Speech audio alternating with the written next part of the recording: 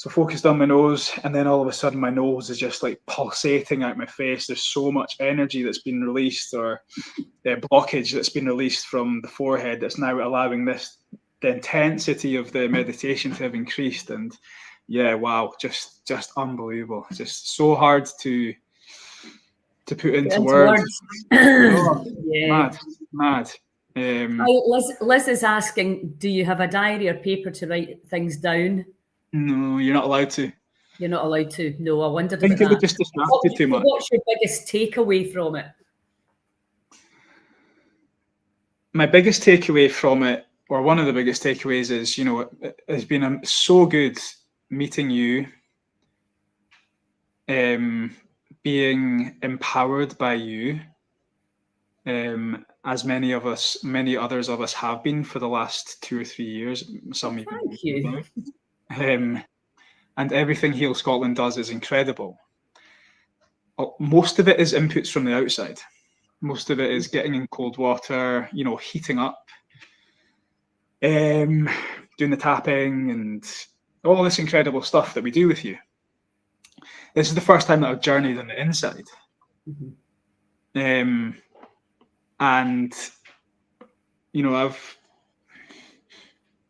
I've shed like some, despite the fact that I started this food truck 3.5 years ago, changed my life, felt like a completely different person inside, but I still feel like I've been carrying around lots of heaviness and darkness that I cannot shift. I've not been able to shift, and I haven't been able to shift throughout a lot of the modalities that I've only dipped my toe in, to be fair, and not consistently practiced. But within a few days, so much of that darkness has lifted from me. And I'm gobsmacked. I'm completely gobsmacked by it. It's the most incredible thing, and I think actually when I started talking the last time, I wanted to say that it's a very spiritual thing, but it's not religious.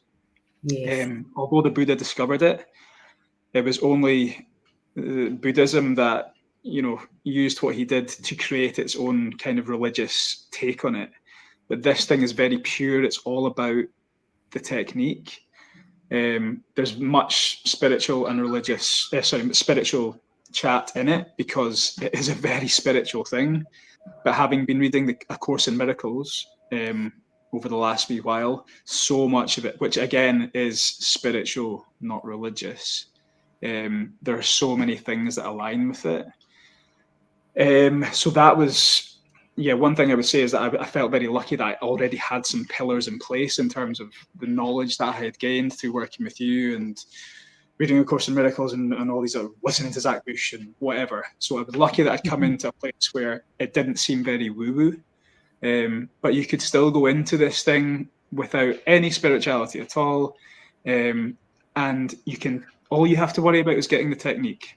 And don't worry about any of this stuff that, the master says it's like having a bowl of this porridge and there's like loads of seeds in it. Just pick the seeds out. You don't need to worry about the seeds. If you don't want to listen to that, just only worry about the porridge. Only worry about the technique. That's all that matters, and anything else might come later. Yeah, and that's what was so interesting, because I've been down the fascia rabbit hole and the 528 gate. I mean, that's all I'm teaching right now, and also with the Sedona method and letting go. What is just as you said there, you put a little bit of it into retreat. You don't spend the whole retreat doing it, which is what you do at Joe Dispenza, what you do at Sedona, where you're just immersed in that technique, like you were immersed in that meditation. And it made me think, because I'm doing a 528 up in Skye and in Cretan, and it's going to be all the inside. And I was saying to you, as you were explaining, I was thinking, is that toroidal field? Is the toroidal field that loving presence that we can all feel? Is that like the Holy Spirit? Is that consciousness? There's so many words, because the words can put people off as well. And is that why, when, again, going back to Joe, because he's all, my science head wants to make sense of it, and I know we can't make sense of everything, but when that blueprint for for health, the blueprint that made the body in the first place before we came in and trashed it. It's there, and the body can return to that blissful kind of state of awe. And also with the fascia, this crystalline plasma that they're saying now is 6 times faster than the nervous system, which is incredibly fast. And the DNA, the way the DNA the energy goes through the DNA and through the plasma, which is full of, is all of that. When you're talking about holding your focus, and we were actually doing this at the Goddess Gathering, holding your focus. Again, there's research now that shows you hold your focus there, and the fascia can unravel. And Joe Royal talks about it as well, that when we're in that state, the body just starts deleting all the old files, unraveling all the mess we've made. It's almost like spring cleaning the body for us, where a lot of the things in the West where we need to do things because we're not very good at actually just sitting and being with the body. It freaks people out sometimes. No, and totally. Sorry, go for it. No, because we're not holding the focus. And you think of like all the data around visualization, because that's the other thing I was wanting to talk to you about, where there's a difference between just staying inside and holding your focus on an area and truly knowing that area is going to return to homeostasis. Whereas, again, with what Joe would do, he would be in the blessing of the energy centers. I think he's up at, 9, 10, 12 now, where you're actually using your imagination to drop new information into these centers, but you're still required to hold your focus there. Yeah. So it's almost like there's 2 different ways to do it, and I think the way you're describing is probably easier for my mind anyway. You just go there and you just hold your focus there. And when we were doing it at the weekend, I would bring the attention back. We did some yin yoga and we stayed in the sensations, because I suppose what we need to look at is how we can bring people here to this phenomenal way of self-healing, which is really obviously what Scotland's all about. And again, it's free. But anyone can do it. And I've not said this yet, but the course is free. That's the most beautiful thing about this whole thing, is that you can go and do this 10-day course and pay absolutely nothing. It's donations based. Yeah. So obviously, if you're abundant, you can cover the cost of the next 4 people who can't afford to pay coming for the next class, and that's what makes it feel so genuine. There's clearly like great courses going on all over the place. You have to pay £3,000 to go and do Hoffman technique or something like that. You can come and do this, and you can do it for free. And that for me, that makes it genuine. That makes it. You just need the heartfelt desire, don't you?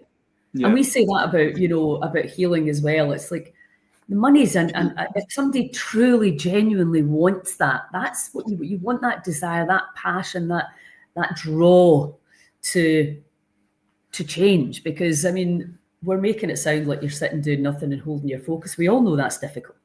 And we also all know it's easy to do it in a retreat setting, and we've talked about this loads. Even when I did the 3-month retreat, you're going back to where all the problems started, and that's why we have to address all of this at a community level and make sure that, instead of like having to go to church to pray, that there's a community hall where you can go and meditate with everybody 2 or 3 times a day, place you can go and breathe. We've set up, there's lots of people getting into cold water. That seems almost like a little bit old hat now, but it's still a maintenance protocol. It needs to continue, 100%. It needs to continue. Yeah. So, and there's lots of people getting into groups. And I was talking at the Goddess Gathering about, invite people around to your house. You don't need to pay for a hall until 100%. We can actually get community halls actually being about the community and not having to pay, crazy amounts. No, exactly. That's what I said to you, is that I would love to be able to teach this to people, but I would happily just do it in my house. And that's how Goenka started. He went to his mum and dad's house, taught them and a few friends. But as soon as enough people have felt it, then people are going to start flocking to it.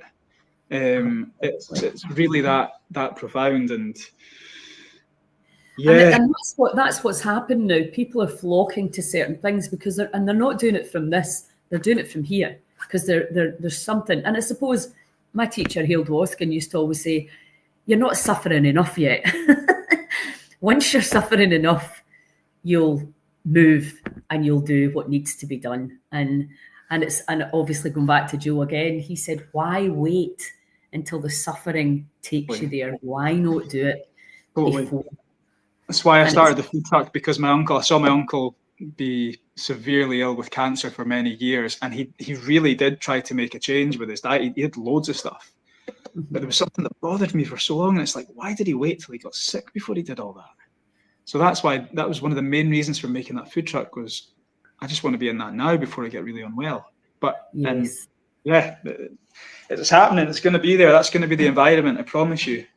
Yeah, no, well, you're certainly an absolutely shining example of what's possible. And yeah, if we can bring this to Scotland, when we bring this to Scotland, and you can teach this, it's just going to be another phenomenal tool to add to the box. Yeah, I want to give a shout out quickly to Carol Ann Watson, who I'm sure a few of us on this know through doing various things throughout Heal Scotland. She came up to at least one, maybe two of the retreats at Sligachan this year.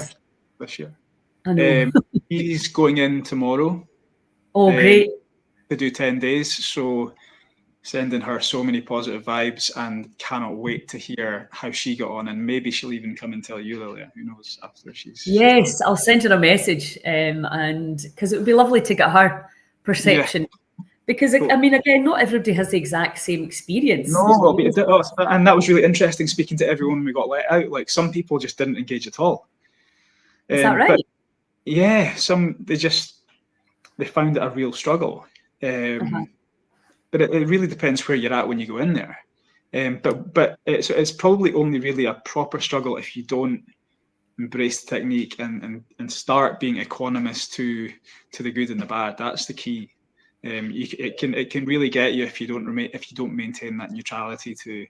Well, it's a neutral place, the observer, the detachment. At Sedona Method, we talk about attachments and aversions. So we're either getting pulled toward things or getting, and we do that, don't we, with almost everything. I mean, the great thing about the Sedona Method is you can practice it a week. You can practice it when you're with people. Just feel the feeling, let it go. Feel the feeling, let it go. Feel the feeling, let it go. And again, if you do that, I do that every single day. You can do it without having to have that space. Because again, when I was studying with Joe, I thought, but then it became trying to get a tired mum up at 4 a.m. to meditate before she goes into a 14-15 hour day. It's just not a solution for everyone. So, and that's the other thing, isn't it? Is learning things that can work for you at this moment in time. And, they say that often men, because their life doesn't get interrupted in terms of the physical pregnancy and physical feeding of babies, they can, generally speaking, if they're committed, they can maintain their practice in a way that women very often can't.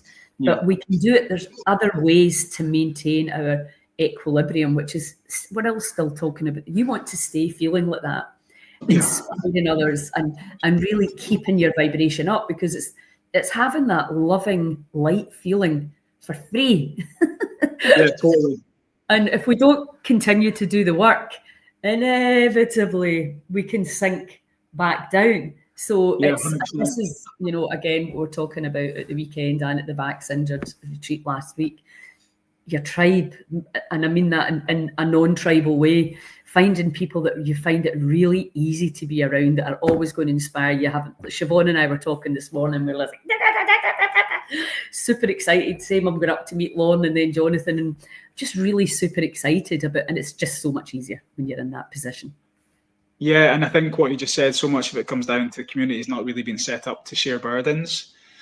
So that's how we have to be moving forward, so that burdens can be shared, so the mother who is breastfeeding her baby doesn't have to feel like she needs to make dinner that night. She can have it made for her by the team in the community, or they're making the food, or there's another team who are washing the clothes for people as well. We need to start helping each other out. We're all individually struggling. We need to start collectively thriving. Absolutely. And before we finish, I just want to talk a little bit about my own project, which I haven't talked about for a while online, but very much working under the surface to get things going, and really hope that this premises in Portree, still waiting for it to come up for lease official, but really hope that I will be the chosen tenant going forward, because as you know, it's a fantastic venue. And really, I want anyone who kind of knows me or knows the story to start believing that that space will come good, and that by spring next year we'll be in there. We'll be dishing out loads of amazing food. And actually, the retreat that I've just been on, it's really inspired me to dish it out for free on a donations basis, so that people will be able to come and eat the food that I make for nothing. In the hope that people can afford it, will pay a little bit more to cover the cost, because we don't really want the costs aren't going to be great. Hopefully, it'll be largely volunteer run, and the volunteers will get great benefits from it as well. So yeah, I just want you to know, if you've met me, you know the story, just to hold it in your heart and to believe that it's going to happen, and we'll see it over the line, and then that'll be the start of the dominoes falling. The community eating, the community sharing, and yeah, absolutely. I mean, I was talking to Jonathan, but obviously he met you at in Strontian, and had that model, which was just so phenomenal to watch. I mean, I know it was a lot of work for you. I do understand the buying and the preparing, etc. But it really, that can be refined, and especially when you're in one place and you don't have to be carting everything around. Yeah. And then, and you can bring in, talk to Ilse as well about the cooperative model, because we were talking about that for the cafe that's going to be at the hub, where, again, this idea we just bring people in, show them what to do, and then get them back into their communities, to do it. Because you can't be everywhere, as I can't be either. So we need to be getting these skills and the passion and and also it's this idea that we need to be waiting around for either the government or big pharma or somebody to come and save us, somebody with money to set things up. I just don't think that's the case. I think if we all can chuck a $5 each in the community, and we just create these things ourselves, we don't need to wait. We can do it today. We can start. Anyone who's spending any time blaming anyone for anything need to stop right now and just start the change they want to see. It's a complete waste of time blaming anyone, and the people that we're trying to blame, they're just completely ignorant to the truth and what's to come. And when it does come, when this world does change, we can be nothing but forgiving towards these people. There'll be no I told you so, be none of that. So we need to stop blaming now, and only forgiveness in the future as well, because they're the ones who really need healed. Yes, exactly. And again, it's like I keep saying, we need to be looking forwards. Stop dragging the past along with us and wanting, justification and revenge and all the stuff that we all quite naturally as humans feel that we want to be. I was talking to my son about it this morning. It's just about, let's just move on and forget all about that. People are going to change their minds. People are going to see the new levels in consciousness, and things are going to change. We know that. It's just how we can navigate it and be ready for it. That is exciting. Well, listen, I know that you're off on a phenomenal trip for a couple of months, and I will live vicariously through your photos and updates. And it's actually kind of perfect time for you, because you'll be able to sneak a wee bit of time in the sun and the sea to maintain and learn with, different modalities as you go. It'll be amazing. Oh, I feel very blessed. And, we're actually going to this kind of quite spiritual place, Ubud in Bali, where Marcy's brother lives. He's been living there for a wee while, and I've just convinced him to do the Vipassana technique as well. He's signed up to do it in January. He's a very spiritual guy, but he's not quite found his way. So I'm buzzing to get in there and learn the same thing. And then I'd love for him to come back here and bounce off each other, and because he's worked with us in the past. So yeah, I feel very blessed to be doing what we're doing in the next couple of months, but also very excited to come back and start doing and get into it. Yeah, because I think what's happening now is, and I know with you, what can I do to help? What can I do to help? And up until recently, it's just been share the events or come to the events. And now we're going to have physical spaces and places that we can actually bring people together, because we know that's when the real magic happens. And obviously we've got the circle community, we've got the online community that you can join in $5 a month. if you're a business and you want to share your business in there, it's £12 a month. So we'll have an online version for the people that right now can't come out their homes, but we're looking for solutions for everybody, and we need interaction, people to interact. What do you need? What can you do? What can you help us at the academy? We're going to be teaching people to fish because there's not enough doctors and healers and leaders in the world for the level of dis-ease and unease we have right now. People need to understand the magnificence of the body, the excitement about the fascia, about being an energy field, interacting with an energy field and attracting. I mean, the people I'm meeting right now are blowing my mind. It's just like, wow. Because we take it for granted because we've had quite a strong community for a few years now. But a lot of people they're feeling like us, but they don't know where to go. So we're all coming together to find the solutions and to co-create the new earth. Yeah, these permanent spaces are going to be absolute game changers that people can come to all the time because, like you say, the festivals and stuff are great, but then people go back home and the environment is appalling. So, yeah, The environment's going to be beautiful very soon. Yeah, amazing. Well, listen, have a wonderful trip, and I'll see you on the other side yet again. Cheers. Thanks, hon. Ciao, ciao.